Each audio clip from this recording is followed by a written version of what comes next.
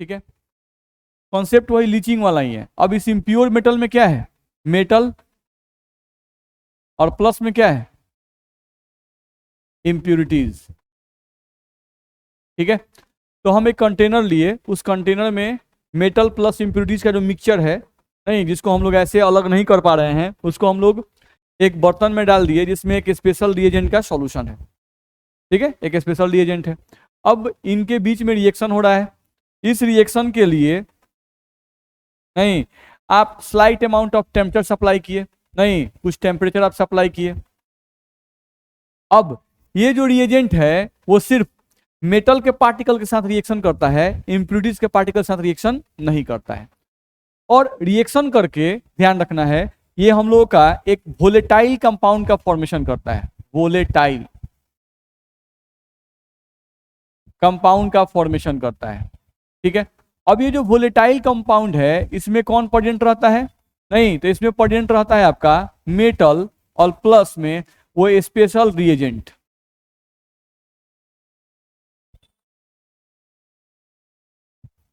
ध्यान रखना है, मेरी बात समझ में आ रही है। हम लोग क्या कर रहे हैं, वेपर फेज रिफाइनिंग में क्या करते हैं, हम लोग इम्प्योर मेटल्स का पाउडर लिए, नहीं जिसमें मेटल के पार्टिकल भी हैं और इम्प्यूरिटीज के भी पार्टिकल हैं। क्या किए, हम एक ऐसे कंटेनर में डाल दिए जिसमें एक स्पेशल रिएजेंट पहले से प्रेजेंट है।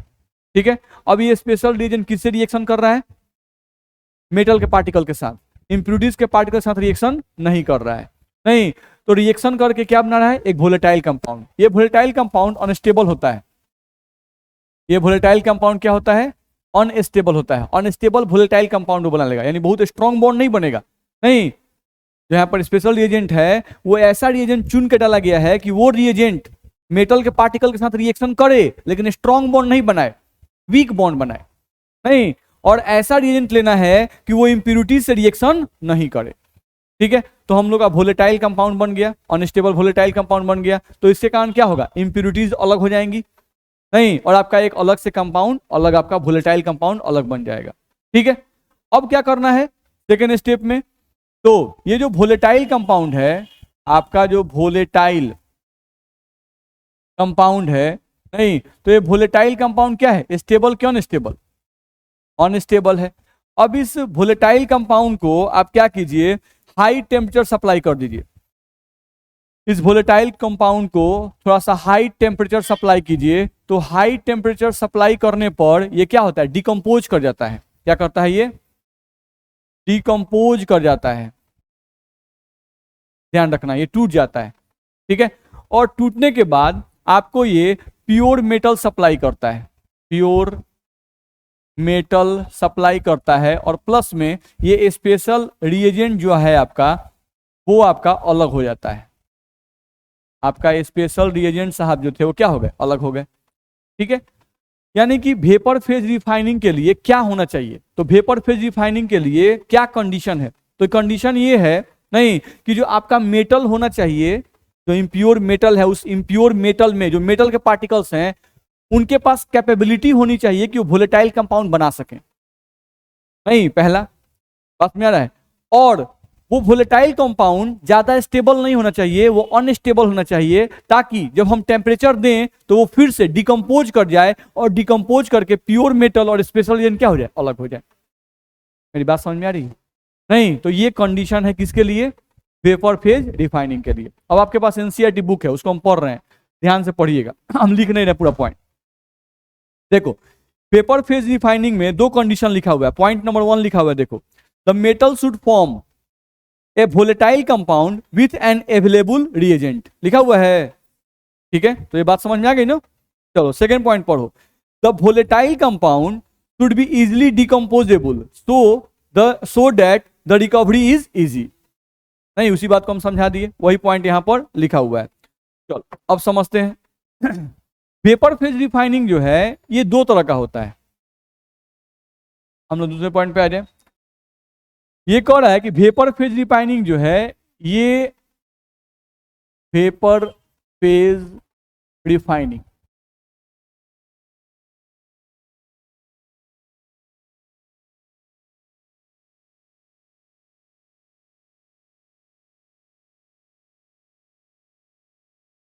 वेपर फेज रिफाइनिंग जो है इसमें दो तरह के आते हैं। एक आपका मॉन्ड प्रोसेस है,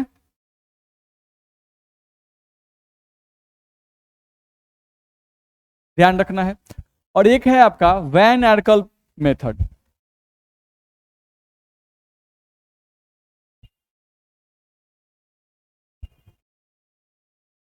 ध्यान रखना है, बस नाम अलग अलग है, नहीं इनका नाम अलग अलग है लेकिन काम बिल्कुल वही है जो हम लोग पीछे बताए। ठीक है, समझने की कोशिश करो। जो मॉन्ड प्रोसेस है ये मेनली किया जाता है फॉर निकल, यूज्ड फॉर निकल, हम यहां लिख दें यूज्ड फॉर निकल। ये जनरली किसके लिए यूज किया जाता है? निकल के लिए।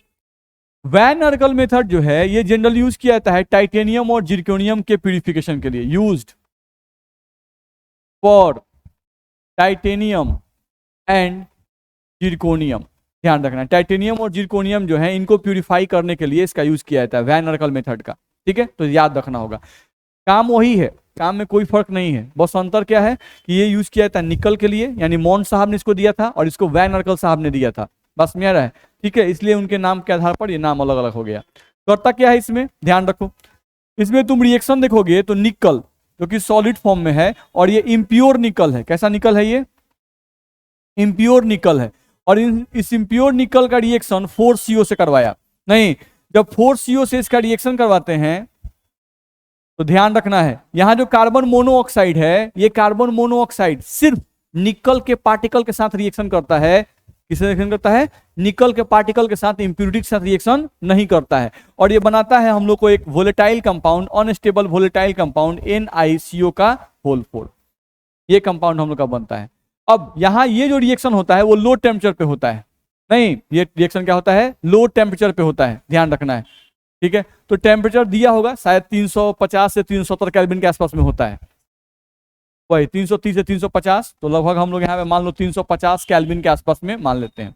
ठीक है, अब ये जो NiCO का होल 4 बना ये हमारा क्या है? अनस्टेबल। ये हमारा क्या है? Unstable volatile compound. ये है हमारा अनस्टेबल वोलेटाइल कंपाउंड। ठीक है, अब इस अनस्टेबल वोलेटाइल कंपाउंड को अगर हमको अलग करना है, नहीं तो इसको हम लोग क्या करेंगे बाबू? हीट कर देंगे। और हीट लगभग 470 केल्विन के आसपास दिया रहता है, नहीं उसी से थोड़ा सा हम हाई टेम्परेचर बढ़ाते हैं।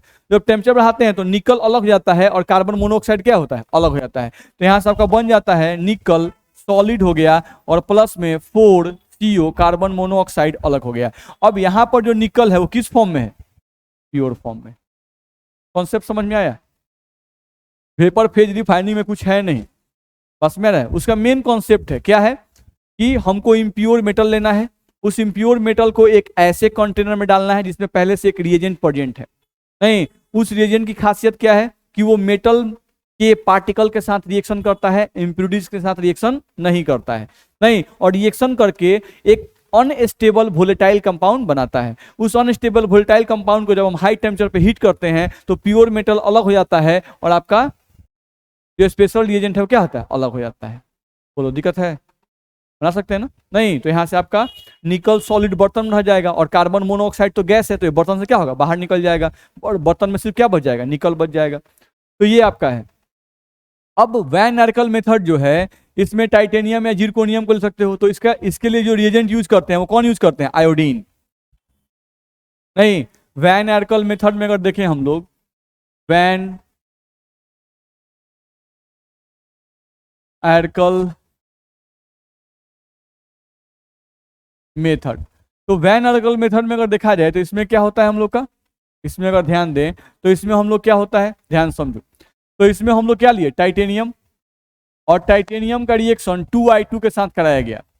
टाइटेनियम का रिएक्शन 2I2 के साथ कराया गया। तो यहाँ पे जो टाइटेनियम हो क्या है? इम्प्योर है, नहीं, और यही हमारा स्पेशल रिएजेंट है, स्पेशल रिएजेंट है। अब ये स्पेशल रिएजेंट सिर्फ इस इम्प्योर टाइटेनियम में से सिर्फ टाइटेनियम, प्योर टाइटेनियम के पार्टिकल के साथ रिएक्शन करता है, नहीं, और रिएक्शन करके आपको TiI4 बनाता है। ये क्या बनाता है? TiI4 आपको बनाता है। लगभग 870 केल्विन के आसपास में ये टेम्परेचर होता है। अब मिला लीजिएगा, हमको टेम्परेचर तो दिमाग में नहीं है, इसी आसपास में होना चाहिए। तो टाइटेनियम का I2 सेशन करते क्या बनता है हम लोग का? TiI I4 ये हमारा क्या है, unstable volatile compound, unstable volatile compound, ध्यान रखना है। अब हम लोग क्या करेंगे, यही जो TiI4 है, अब इसको क्या करेंगे, हाई टेम्परेचर पे हीट करेंगे, जो लगभग 2000 से ऊपर ही होता है। देख लीजिएगा कितना दिया, देख लीजिए 2000 समथिंग है, 1800। चलिए तो इसको मिटा दें हम लोग, कितना है 1800 है ना, तो 1800 केल्विन टेम्परेचर पे इसको हीट किए। नहीं, हीट करने पर क्या होगा, टाइटेनियम यहाँ पे अलग हो जाएगा आपका, नहीं, और आपका जो 2I2 था वो क्या हो गया, अलग हो गया। अब यहाँ जो टाइटेनियम मिला वो क्या मिला, सॉरी इम्प्योर लिख रहे हैं, प्योर ना मिला। तो ये था आपका वैन एरकल मेथड। तो याद क्या रखना है, क्या क्वेश्चन पूछ सकता है, प्रिंसिपल, यानी कि जो हम लोग बोल रहे हैं यहाँ पर कि वेपर फेज रिफाइनिंग के लिए क्या कंडीशंस है, तो दो कंडीशन, नहीं कि जो मेटल होना चाहिए वो स्पेशल रिएजेंट के साथ अनस्टेबल वोलेटाइल कंपाउंड बनाने के काबिल होना चाहिए, पहला कंडीशन। दूसरा कंडीशन क्या था कि जो अनस्टेबल वोलेटाइल कंपाउंड है वो इजीली डिकम्पोजेबल होना चाहिए, यानी आसानी से फिर टूट जाए, बस में रहे। अब ऐसा मत बन जाए कि बन गया, रिएक्शन कर लिया, अब इतना मजबूत बना लिया कि अब तोड़ने में हालत खराब, तो इम्प्योरिटीज और बढ़ गया, बस में रहे। तो ये हम लोग को ध्यान रखना है। तो ये कंडीशन पूछ सकता है, और पूछता है आपका ऑब्जेक्टिव में, ये पूछता है कि Mond process is used for, तो निकल, नहीं, और आपसे पूछता है van Arkel method is used for, तो टाइटेनियम एंड जिरकोनियम, नहीं, तो इस ऑब्जेक्टिव में आपका पूछ चुका है, तो उसको आप ध्यान रखिएगा। चलिए अब अगले पॉइंट पे आइए। तो अगला आपका इसमें शायद क्रोमेटोग्राफी है, इसके बाद आपका वही है ना, अगला आपका इसमें है क्रोमेटोग्राफी।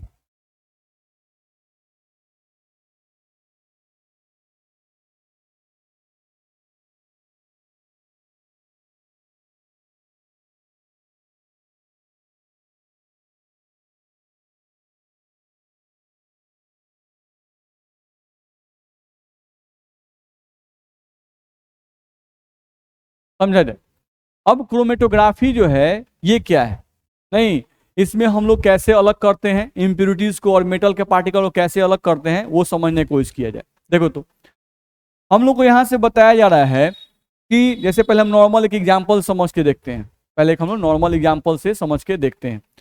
जैसे मान लो कि आप थर्मोकोल ले लिए, नहीं, या चारकोल ले लिए, क्या ले लिए, चारकोल, ठीक है। तो चारकोल जो है ये आपका सॉलिड फॉर्म में होता है,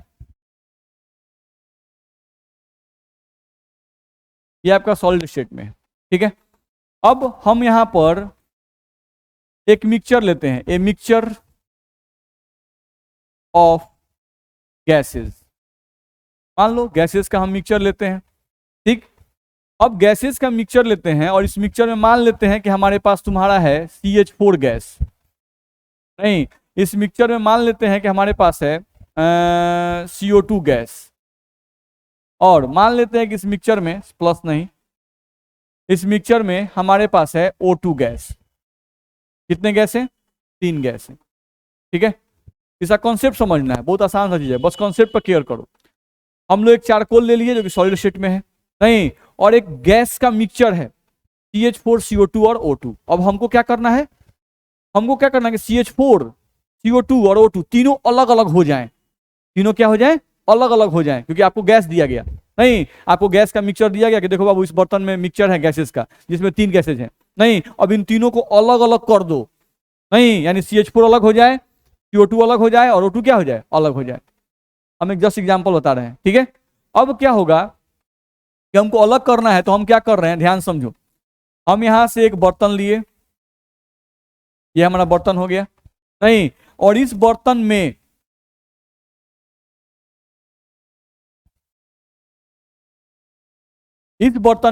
हम चारकोल को भर दिए, किसको भर दिए, चारकोल को, थोड़ा कलर चेंज कर देते हैं। इस बर्तन में हम लोग क्या चीज भर दिए, नहीं, इस बर्तन में आप चारकोल भर दिए, ये आपका चारकोल है, सॉलिड स्टेट में है, नहीं, इस तरह से आप चारकोल को क्या किए, भर दिए, दिक्कत है। चलो, चारकोल की खासियत क्या है कि चारकोल जो है वो जहरीली गैसेस को अपने सरफेस पर जल्दी एडजॉर्ब करता है, नहीं, चारकोल याद पड़ रहा है, हम लोग जो सरफेस केमिस्ट्री को पढ़ते थे तो उसमें बोलते थे कि जो कोयला इंडस्ट्री में लोग होते हैं, यानी कोयला खदान में जो लोग काम करते हैं, वो चारकोल नहीं का मास्क पहन के जाते हैं। नहीं, जो भी पॉइजनस गैसेस होते हैं वो चारकोल के सरफेस पर एडजॉर्ब हो जाता है। क्या होता है? एडजॉर्ब हो जाता है। नहीं, यानी जो जहरीली गैसेज होती हैं, पॉइजनस गैसेज, वो चारकोल के अंदर नहीं आ पाती हैं, सरफेस पर ही एडजॉर्ब हो जाती हैं। ठीक है, तो चारकोल जो है उसका पॉइजनस गैसेस को एडजॉर्ब करने का कैपेबिलिटी ज्यादा है, ध्यान रखना है। अब इसमें पॉइजनस गैस कौन है? तो CH4, ये हमारे लिए पॉइजनस है। नहीं, CO2 ये भी पॉइजनस है, लेकिन ये तो न्यूट्रल गैस है, ये तो हम लेते हैं जिंदा रहने के लिए, है कि नहीं? तो चारकोल के सरफेस पर अगर अब इन दोनों में पॉइजनस चेक करें तो CH4 हमारे ज्यादा पॉइजनस है, मीथेन गैस। नहीं, तो अगर बात करें तो इन तीनों की चारकोल पर चिपकने की जो कैपेसिटी है वो सेम है कि अलग अलग है? अलग अलग है। नहीं, CH4 नहीं, CH4 जो है आपका, ये सबसे स्ट्रॉन्गनेस के साथ चिपकेगा। नहीं, इसका चारकोल के पार्टिकल के साथ अट्रैक्शन क्या होगा? ज्यादा होगा। चलो, CO2 का उसके बाद, और सबसे कम कौन? O2। O2 चिपकेगा तीनों नहीं, लेकिन चिपकने की प्रोबेबिलिटी, चिपकने की संभावना या चिपकने की स्ट्रॉन्गनेस सबसे ज्यादा किसकी है? CH4 की। तब किसकी? CO2 की। और तब किसकी? O2 की। इतना में दिक्कत है।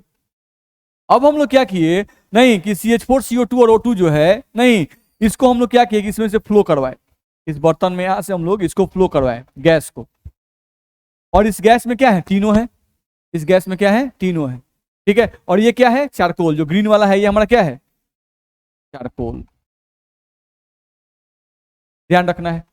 ठीक है, अब हम इस गैसेस को इसमें ऊपर से फ्लो करवाए। नहीं, तो गैसेस में तो तीनों है, CH4, CO2 और O2। नहीं, तो सोचो, ये जो चारकोल के पार्टिकल हैं, इनका अट्रैक्शन सबसे ज्यादा किससे है? CH4 से। नहीं, तो वो CH4 के पार्टिकल को नीचे जाने देंगे? नहीं जाने देंगे। क्यों? क्योंकि अट्रैक्शन ज्यादा है। नहीं, तो जैसे ही यहां पर गैस में जो CH4 होगा, जैसे ही चारकोल से टकराएगा, नहीं चारकोल के पार्टिकल तुरंत CH4 को पहचानते हैं, वो तुरंत कहेंगे अरे आप कहां जा रहे हैं, रुकिए ना, यहीं पर आइए, बैठिए। ऐसा होगा कि नहीं होगा? बात समझ में आ रही है? नहीं, तो चलो, तो यहां पर चारकोल के जो पार्टिकल थे उनको बैठाना शुरू करो, ये कर लाओ। चलो, चारकोल के पार्टिकल मान लो कि तुम्हारे इस पिंक कलर के हैं, नहीं ये यहां पर चिपकना शुरू कर गए, बैठने लगे। चारकोल के पार्टिकल पहले चिपकना शुरू करेंगे, क्या वो बहुत नीचे जा पाएंगे? नहीं जा पाएंगे, ध्यान रखना है। अब उसके बाद किसकी संभावना है? CO2 gas. नहीं, तो CH4 भी था, CO2 था, O2 था। नहीं, तो जब टकराए तीनों गैस एक साथ, तो चारकोल के पार्टिकल किसको पहले अट्रैक्ट किए? CH4 को अट्रैक्ट किए, क्योंकि उनसे अट्रैक्शन पावर क्या था? ज्यादा था। नहीं, तो वो जल्दी चारकोल को पास नहीं कर सकता है, क्योंकि चारकोल के पार्टिकल को ज्यादा अट्रैक्टेड करते हैं। नहीं, अब कौन पास करेगा? CO2 के पार्टिकल। नहीं, तो CO2 के पार्टिकल थोड़ा सा नीचे गए, तब चारकोल का पार्टिकल पहुंचा। अच्छा आप भी आए हैं, आपको तो हम देखे ही नहीं थे, आइए अभी बैठिए। नहीं, तो अब यहां पर बैठना कौन शुरू करेगा? यहां पर CO2 गैस, वो यहां बैठना शुरू कर दिया। होगा कि नहीं होगा? होगा।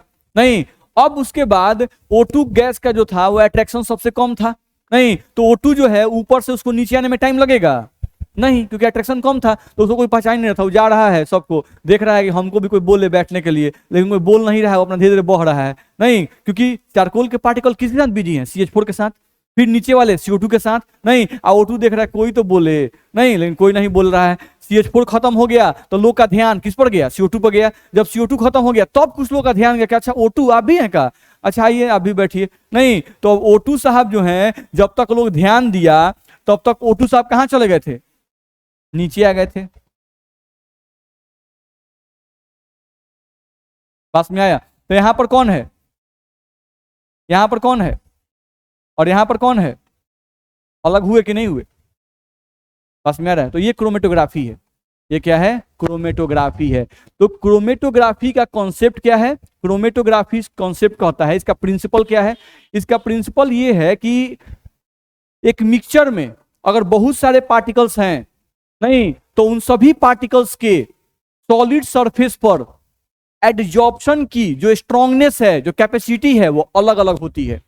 नहीं, मेरी बात समझ में आ रही है? एक मिक्सचर में बहुत सारे पार्टिकल्स हैं, नहीं, और उन पार्टिकल्स के सॉलिड के सरफेस पर नहीं चिपकने की जो क्या बोलते हैं उसको स्ट्रांगनेस होती है, जो एबिलिटी होती है, वो क्या होती है, अलग अलग होती है। बस मेरा है, इसी चीज को देखकर हम लोग क्या करते हैं, क्रोमेटोग्राफी प्रोसेस अप्लाई करते हैं। मेरा बात समझ में आ रहा है? ठीक है।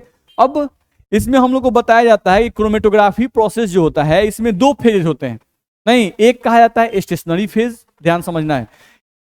क्रोमेटोग्राफी में दो फेज होते हैं, एक होता है आपका stationary phase, stationary STATIONARY stationary phase, और एक होता है आपका हम लोगों का मोबाइल फेज। बात समझ में आ रही है? अब हम लोगों को क्रोमेटोग्राफी में बहुत सारा टाइप्स होता है, लेकिन हम लोग को पढ़ना कौन सा है, कूलम क्रोमेटोग्राफी। कूलम क्रोमेटोग्राफी हम लोग को पढ़ना कौन सा है, कूलम क्रोमेटोग्राफी के बारे में पढ़ना है, ये ध्यान रखना होगा। नहीं, अब कूलम क्रोमेटोग्राफी में दो फेज होते हैं, स्टेशनरी फेज और मोबाइल फेज। नहीं, अब स्टेशनरी फेज तुम किसको कह रहे हो, चारकोल। कौन हो गया, चारकोल, जो आपके बर्तन में क्या है, स्थिर है। मेरी बात में आ रही है? तो स्टेशनरी फेज जो होता है, अब हम लोग बात करें किसकी, कूलम क्रोमेटोग्राफी। तो कूलम क्रोमेटोग्राफी में स्टेशनरी फेज के रूप में क्या यूज किया जाता है, नहीं, तो एल्यूमिना, याद रखना है, क्या यूज किया जाता है, एल्यूमिना। हमने यहाँ चारकोल का एग्जांपल लेकर समझा है, लेकिन कूलम क्रोमेटोग्राफी में जो सॉलिड फॉर्म में यहाँ पर पार्टिकल यूज किया जाता है, सॉलिड फॉर्म में जो सब्सटेंस यूज किया जाता है वो कौन होता है, एल्यूमिना या थर्मोकॉल, या क्या होता है आपका, थर्मोकॉल, जिसको क्या बोलते हैं, सिलिका जेल। क्या बोलते हैं बाबू उसको, सिलिका जेल। बोलो दिक्कत है? नहीं, अब आ जाओ, ये जो मोबाइल फेज है ये कौन है, नहीं, तो यहां के लिए बात करें तो कौन है, गैसेज। यहां के लिए बात करें तो कौन है, गैसेज। नहीं, ध्यान रखना है। तो यहां पर अगर मोबाइल फेज की बात करें तो मोबाइल फेज में बोला कि मोबाइल फेज में गैस हो सकते हैं या लिक्विड हो सकते हैं, ध्यान रखना है। ठीक है। स्टेशनरी फेज जब भी होगा तो किस फॉर्म में होगा, सॉलिड फॉर्म में होगा, और ये जब भी होगा तो या तो गैस फॉर्म में या तो लिक्विड फॉर्म में होगा, क्योंकि उसको इसके सरफेस से होते हुए गुजरना है। मेरी बात समझ में आ रही है? इसमें दिक्कत है? चलो, अब ये समझ में आ गया कि हम लोगों को क्रोमेटोग्राफी में कौन सा क्रोमेटोग्राफी पढ़ना है, कूलम क्रोमेटोग्राफी। कूलम क्रोमेटोग्राफी में कितने फेज होते हैं, दो फेज, एक होता है स्टेशनरी फेज और एक होता है मोबाइल फेज। स्टेशनरी फेज में किसका यूज करते हैं, तो एल्यूमिना का यूज करते हैं या तो सिलिका जेल का यूज करते हैं। ठीक है। मोबाइल फेज किस फॉर्म में रहते हैं, तो या तो वो लिक्विड फॉर्म में रहते हैं या तो वो गैस फॉर्म में रहते हैं। ठीक है। अब हम लोग को ध्यान दिया जाए तो यहां से केयर करना है कि ये मान लो आपका एक कूलम हो गया, यही बर्तन को बोलता है वो कूलम, नहीं, और इसी कूलम में आप क्या भर दिए, Al2O3। ये क्या है आपका, ये आपका जो भर गया वो क्या है, Al2O3। इस तरह से ध्यान रखना है। ठीक है। अब आपका जो ओर होता है, नहीं, वो तो मेटल है, और मेटल किस फॉर्म पे आता है, सॉलिड फॉर्म में। नहीं, तो हम क्या किए कि मेटल को पाउडर फॉर्म में कर दिए, मेटल क्या कर दिए, पाउडर फॉर्म में कर दिए, और पाउडर फॉर्म में करके हम मेटल को यहां डाल दिए। देखो यहां पर मेटल के पाउडर को यहां डाल दिए, तो मेटल का पाउडर डाल दिए बाबू, नहीं, ये मेटल का पाउडर यहां हम लोग डाल दिए। ठीक है। अब इसमें हम लोगों का इंप्यूरिटीज भी कुछ है, कुछ रेड वाले इंप्यूरिटीज भी हैं, नहीं, ऊपर से एक बर्तन हम लगाए हुए हैं, ऊपर से एक बर्तन हम लगाए हुए हैं, नहीं, जिसमें लिक्विड भरा हुआ है। ये क्या भरा हुआ है, लिक्विड भरा हुआ है। ये हमारा क्या है, इम्प्योर मेटल। ये हमारा क्या है, स्टेशनरी फेज।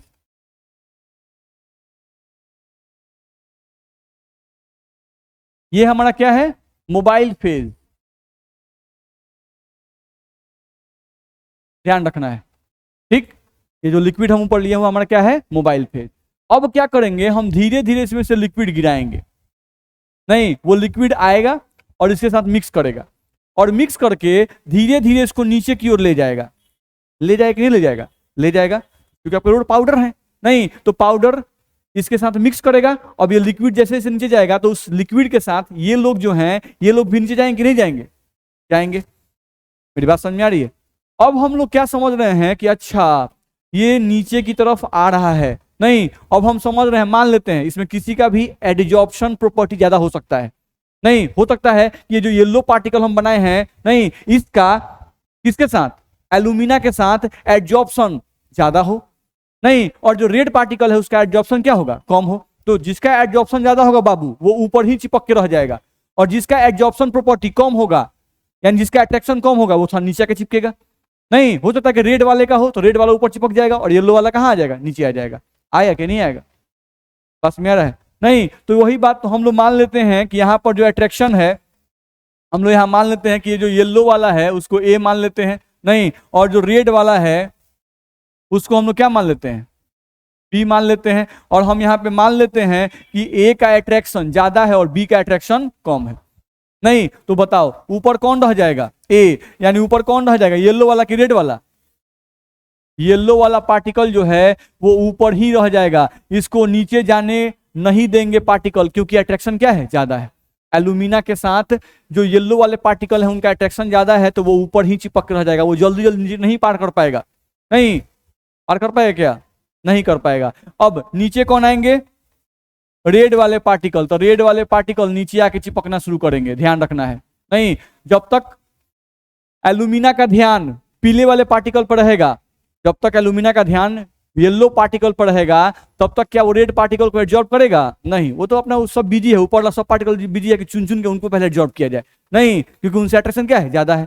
नहीं, अब नीचे गए तो नीचे येलो वाले सब ऊपर चिपक गए, अब नीचे कौन आ रहा है, रेड वाला, तो अब तो और कोई पार्टिकल है नहीं, तो इसके पार्टिकल जो है वो किसको पकड़ेंगे, रेड वाले को, उनको बुला के अपना चिपका लेंगे। मेरी बात समझ में आ रही है? तो यहां से ए और बी दोनों अलग हुए कि नहीं अलग हुए, अलग हो गए।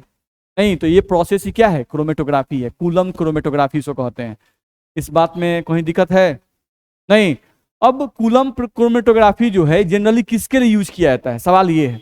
नहीं, तो कूलम क्रोमेटोग्राफी जो है वो जनरली वैसे मेटल्स के लिए यूज किया जाता है, नहीं, जो बहुत रेयर हैं, यानी जो बहुत कम मात्रा में पृथ्वी की सतह पर पाए जाते हैं। नहीं, रेयर अर्थ मेटल के लिए इस प्रोसेस का यूज किया जाता है। तो रेयर अर्थ मेटल तो सिर्फ एक ही है, नहीं, lanthanides and actinides, F block के एलिमेंट्स। मेरी बात समझ आ रही है? ठीक है, हम लोग रेयर अर्थ मेटल किसे कहते हैं, लेंथेनॉइड्स एंड एक्टिनॉइड्स। क्यों कहते हैं उनको रेयर अर्थ मेटल, क्योंकि सब रेडियो एक्टिव है भाई, ढेर पाए जाएंगे तो हम लोग खत्म हो जाएंगे। बस में रहा है? तो पृथ्वी के सतह पर रेडियो एक्टिव एलिमेंट ज्यादा मात्रा में पाए जाते हैं, कम मात्रा में पाए जाते हैं, कम मात्रा में पाए जाते हैं। तो इनका यूज किसके लिए किया जाता है, लेंथेनॉइड्स और एक्टिनॉइड्स के लिए, रेयर अर्थ मेटल के लिए इनका यूज किया जाता है, पहला बात। ठीक है, दूसरा बात हमको ध्यान रखना है कि ये जो प्रोसेस है ये जनरली वैसे मेटल्स के लिए यूज किया जाता है जिन मेटल्स में मेटल के पार्टिकल और इंप्यूरिटीज के पार्टिकल्स में दोनों के जो केमिकल प्रॉपर्टीज हैं उन केमिकल प्रॉपर्टीज में बहुत कम का डिफरेंस होता है। यानी कि मेटल का पार्टिकल और जो इंप्यूरिटीज के पार्टिकल हैं दोनों का प्रॉपर्टी लगभग सेम है, टनी मनी का डिफरेंस है। बस में आ रहा है? तो ऐसे पार्टिकल को अलग कर पाना बड़ा मुश्किल होता है, ऐसे पार्टिकल्स को अलग कर पाना बहुत मुश्किल होता है, ध्यान रखना है। तो ऐसे पार्टिकल जिसमें मेटल के पार्टिकल और इंप्यूरिटीज के पार्टिकल का प्रॉपर्टी लगभग लगभग सेम रहता है, वैसे पार्टिकल्स के लिए ही हम लोग किसका यूज करते हैं, कूलम क्रोमेटोग्राफी का यूज करते हैं। तो मेरे हिसाब से आपको समझ में आया होगा बात, इसमें दिक्कत है नहीं? तो कूलम क्रोमेटोग्राफी मेनली किस पे काम करता है, एडजॉर्प्शन प्रिंसिपल पे काम करता है। किस पे काम करता है, एडजॉर्प्शन प्रिंसिपल पे काम करता है। नहीं, ये कह रहा है कि ए मिक्सचर, नहीं, a mixture of different component have different ability of adsorption on A solid surface. बोल सकते हैं कि नहीं? नहीं, एक मिक्सचर में जो डिफरेंट कंपोनेंट होते हैं उनका सॉलिड के सरफेस पर चिपकने की जो एबिलिटी होती है वो सेम नहीं होती है, अलग अलग होती है। नहीं, इसी प्रॉपर्टी के आधार पर इंप्यूरिटीज को और मेटल्स को अलग कर दिया जाता है। इसी प्रोसेस क्या कहते हैं, कूलम क्रोमेटोग्राफी। तो मेरे हिसाब से आप लोगों को समझ में आ गया होगा, दिक्कत है इसमें नहीं? अब उसको आप रीडिंग कर सकते हो, हम बातें सब बोल दिए, सब बात कह दिए, उसमें लिखा हुआ है, पढ़ सकते हैं ना? दिक्कत है? तो इसमें आप जितनी भी बातें हैं उन सभी बातों को आप कूलम क्रोमेटोग्राफी के बात को आप पढ़ सकते हैं, ध्यान रखना है। अब इसमें कम दिया होगा, भगवान जाने किसने कितना दिया है। देखिए बहुत कम नहीं दिया है, हम जो बात बोले हैं ना वो सब इसमें दिया हुआ है, बहुत छोटा सा लिखा हुआ है। यहाँ देख रहे हैं, आपको दिखाई दे रहा होगा, नहीं लिखा होगा बॉक्स घेर के फिगर के नीचे, इसको पढ़िएगा ना उसमें सब बात मिल जाएगा। बस में आ रहा है। तो इसमें हम लोग का सब बात लिखा हुआ है क्रोमेटोग्राफी मेथड में। नहीं, हाँ इसमें एक बात और हम थोड़ा सा बता दें, देख रहे हो जैसे आप लोग को फिगर भी समझ में आएगा। देख रहे हो ऊपर से लिक्विड डाला गया है, नहीं ये नीचे अंदर वाला क्या है, सॉलिड है आपका। बस में आ रहा है, यहीं से ऊपर से लिक्विड, ये हमारा मोबाइल फेज है, इसमें अंदर वाला क्या है, स्टेशनरी फेज है। नहीं, और इसमें ऊपर थोड़ा सा दिखाई दे रहा है, ऊपर ये उतना फिगर साफ नहीं बनाता है, ऊपर जो हम लोग यहाँ पे डाले हुए हैं ये क्या है, इम्प्योर मेटल है। नहीं, यही हम लोग का काम करता है। तो इस तरह से फ्लो करता है। और देखो यहाँ पर दो बैंड बन गया है, दो कलर बैंड बना है, दो अलग नहीं हो गए हैं। तो हम लोग का भी यहाँ दो कलर बैंड नहीं बन रहा है, दोनों अलग अलग हो गए हैं, ध्यान रखना है, उसी को यहाँ पर बनाया गया है। ठीक है, तो ये दो कलर बैंड आपके अलग अलग हो जाते हैं। अब इसमें एक बात और है, थोड़ा समझ लो, कूलम क्रोमेटोग्राफी में एक बात और समझ लो। जैसे कभी कभी ऐसा होता है कि मान लो ये कलरफुल है, ये कलरफुल है, क्या है, कलरफुल, ए और बी का कलर अलग अलग है, तब तो ये ठीक है, दिखाई दे रहा है कि अच्छा रेड वाला येलो वाला। अगर कलरफुल नहीं है, चिपक गए, नहीं ए यहाँ पर चिपक गया, बी यहाँ पर चिपक गया, लेकिन कलरफुल नहीं है, कलरलेस है, तो अब कैसे इनको अलग करेंगे भाई। नहीं, ध्यान रखना है कूलम में, हाँ ये भी ध्यान रखिएगा, मेरा बात ध्यान रखिएगा। जैसे अब इनको अलग कैसे करेंगे, नहीं तो अलग करने वाला बात समझ ले। यहाँ पर हम लोग का एक होल रहता है और यहाँ एक बर्तन रहता है, ठीक है। अब हम लोग क्या करेंगे, यहाँ से इस होल को बंद करने का उपाय रहता है और खोलने का उपाय। यहाँ पर हम लोग इसको ऐसे बनाते हैं, ये हम लोग का नल है। अब इसको हम लोग घुमाएंगे तो यहाँ से जो लिक्विड ऊपर से गिर रहा था वो लिक्विड नीचे गिरने लगेगा। तो सोचो पहले इसमें कौन आएगा, रेड वाला आएगा, कौन आएगा, रेड वाला। जब सब चिपक गए, सब प्रोसेस हो गए, तो हम इस नल को धीरे धीरे खोल रहे हैं। तो खोलेंगे तो लिक्विड सबसे पहले किसको लेके आएगा, रेड वाले को। तो रेड वाला इकट्ठा होने लगा, आप देखने लगे कि अच्छा लाल लाल पानी गिर रहा है, क्या गिर रहा है, लाल लाल पानी गिर रहा है। नहीं, अब जैसे ही लाल लाल पानी गिरने लगा, अब जैसे ही थोड़ा सा येलो आने का शुरू हुआ तो आप हटा दिए, नहीं इसको नल को बंद कर दिए। मेरे पास में आ रहा है। तो एक बर्तन में क्या इकट्ठा हो गया, रेड वाला, ठीक। फिर दूसरा बर्तन लगाना है, नहीं, और फिर इस नल को खोलना है, तब कौन गिरेगा, येलो वाला। तो इस तरह से रेड वाला अलग हो गया और येलो वाला अलग हो गया। नहीं, अब हम क्या करेंगे, दोनों बर्तन को हीट करेंगे, हीट करने पे जो सॉल्वेंट होगा वो इवोपरेट कर जाएगा, नहीं, और हमको इम्प्यूरिटीज अलग बर्तन में इकट्ठा हो जाएगा और जो मेटल होगा वो अलग बर्तन में इकट्ठा हो जाएगा। कर सकते हैं। अब सोचो सवाल क्या था, ये तो ठीक है रंग दिखाई दिया तो कर सकते हैं, अगर कलर नहीं दिखाई दे तब। नहीं, मान लो हम नल खोले, नहीं नल खोल रहे हैं, व्हाइट व्हाइटे गिरते जा रहा है, व्हाइटे गिरते जा रहा है, व्हाइट ले, पता चलेगा, नहीं पता चलेगा। तब उस समय क्या उपाय किया जाता है, ध्यान समझना है। अगर ये कलरलेस होंगे तो क्या करना है, एक बर्तन लगाना है, नहीं थोड़ा सा नल खोलना है, ठीक है, और फिर नल बंद करके थोड़ा सा पानी इसमें से जो सॉल्वेंट आया उसको अलग कर देना है।